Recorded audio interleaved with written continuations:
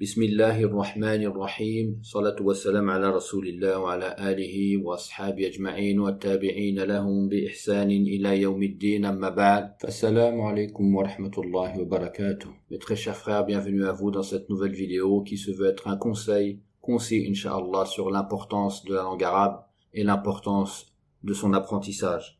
La langue arabe, qui est une langue qui a été honorée par Allah subhanahu wa ta'ala, du fait que c'est la langue qui a été choisie pour la révélation du Coran et de la Sunna. Donc cette langue n'est pas une langue comme les autres, mais c'est une langue qui a un statut particulier. C'est la plus importante des langues pour le musulman. Les savants, pour illustrer l'importance de cette langue, donnent souvent l'image de la clé pour la maison. La langue arabe, c'est la clé qui nous permet d'accéder à la révélation, au texte coranique et à la Sunna prophétique. Donc sans clé, vous ne pouvez pas rentrer dans la maison. Vous pouvez tourner autour, regarder à travers la fenêtre, peut-être même sentir quelques odeurs qui émanent de cette maison, mais en aucun cas vous ne pouvez rentrer à l'intérieur de la maison. Et c'est pareil avec la langue arabe. Si vous ne possédez pas cette langue, vous ne pouvez pas pénétrer la science islamique. Vous ne pourrez donc pas apprendre votre religion, alors que ceci est une obligation pour tout musulman, comme l'a dit le prophète Muhammad sallallahu alayhi wa sallam, talabul ilm faridatun ala kulli muslimin. Et si donc apprendre la religion est une obligation pour chacun d'entre nous, pour chaque musulman et musulmane, et que ceci ne peut se faire qu'à travers la langue arabe, cette langue arabe devient également une obligation en vertu de la règle communément acceptée des savants, ma la yatimul wajibu illa bihi fahuwa wajib. Ce par quoi seule une obligation peut être accomplie est elle-même une obligation. Et c'est pour cette raison que Cheikh Al-Uthaymeen dit que les non-arabophones n'ont pas d'excuse du fait que le Coran n'est pas dans leur langue. Mais plutôt, il dit qu'il est de leur devoir d'apprendre la langue du Coran.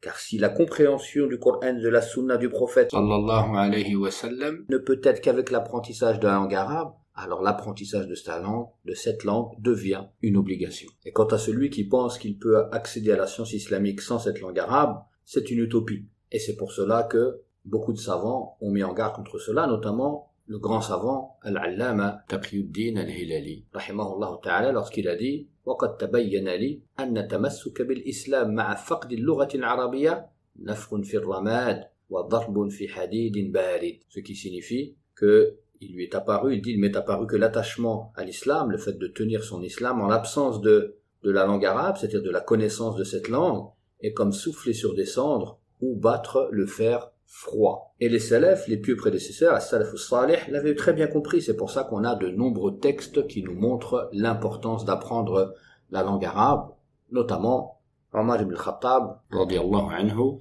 de qui il est rapporté qu'il a dit « Apprenez la sunna et apprenez l'arabe, apprenez le Coran en arabe, car il est en arabe. » Et il a rapporté également que les salafs, as-salih, frappaient leurs enfants lorsque ceux-ci commettaient des fautes de langue au vu de l'importance de la langue arabe à leurs yeux. Et il est triste de constater que l'importance de cette langue a disparu dans le cœur de bon nombre d'entre nous. Il est triste de voir que beaucoup de musulmans donnent aujourd'hui la primeur à des langues étrangères car celles-ci vont leur apporter un bénéfice mondain. Alors il n'est pas ici le but de dire que l'apprendre des langues étrangères est interdit, mais en aucun cas elles doivent avoir la préférence sur la langue arabe qui, elle, est la langue de notre religion et qui nous permet d'accéder à la compréhension de notre religion. Et donc apprendre la langue arabe, étant donné que c'est quelque chose qui est demandé, amrun matlub fi dinina, quelque chose demandé dans notre religion, l'accomplir, c'est être en adoration. C'est une ibada.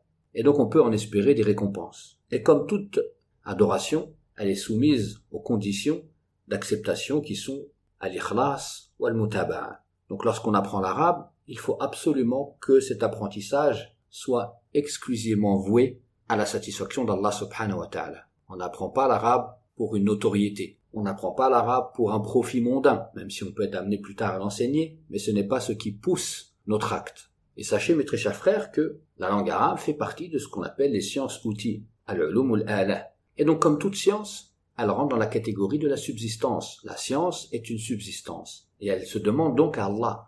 Comme Allah Azza wa Jalla a ordonné à son prophète, « Qul rabbi zidni ilma » Et comme l'ont dit beaucoup de savants de l'exégèse, Allah Azza wa Jalla n'a pas ordonné à son prophète de demander l'augmentation d'une chose si ce n'est la science. Donc cette science est une subsistance et elle se demande à Allah Azza wa Jalla. Donc il faut demander à Allah Azza wa Jalla pour toute personne qui éprouve des difficultés Et c'est souvent le cas lorsqu'on se met à apprendre cette langue à un âge avancé. Le shaitan, de temps en temps, vient faire son travail de découragement. On se voit trop vieux pour apprendre. Qu'Allah, oh que non. Il faut demander à Allah Azza wa Jal de l'aide. Et c'est Allah qui rend facile les choses. Et il faut demander cela avec insistance, avec ce qu'on appelle al-ilhah. Allah Azza wa Jal aime qu'on insiste dans nos demandes. Et cette ilhah, cette demande avec insistance, elle ne pourra être possible que si déjà dans un premier temps, dans notre cœur, il y a une urgence. Si dans notre cœur, il y a une réelle frustration, tristesse de ne pas être arabophone. Et comment pourrait-il en être autrement? Comment peut-on sortir du khutbat al-jum'a, n'avoir rien compris à ce que dit l'imam ou très peu, et ne pas être frustré? Comment peut-on lire le Coran, car on sait lire, mais on ne comprend rien à ce qu'on lit, et que nous ne soyons pas frustrés? Comment peut-on passer des heures en prière pendant Ramadan, salat al-tarawih, et ne pas comprendre un mot de ce que dit l'imam, et ne pas être frustré? Ne pas être arabophone, c'est se condamner à rester dans la médiocrité dans sa religion. Comment peut-on accepter la médiocrité dans sa religion? Et quand je dis la médiocrité, j'entends par là que, comme on l'a dit au début de cet audio, il est impossible d'accéder à la science islamique sans cette langue. Donc c'est se condamner à ne pas accéder à la science. Cette médiocrité qui, lorsqu'elle touche notre vie mondaine, nous ne l'acceptons pas. Si dans un secteur professionnel particulier, on se retrouvait bouché, on courrait immédiatement aller se former pour se réorienter. Comment peut-on l'accepter alors pour notre religion qui est notre capitale? Quelles excuses allons-nous donner à Allah subhanahu wa ta'ala? 5 ans, 10 ans, 15 ans, 20 ans, voire plus, et ne toujours pas comprendre l'arabe?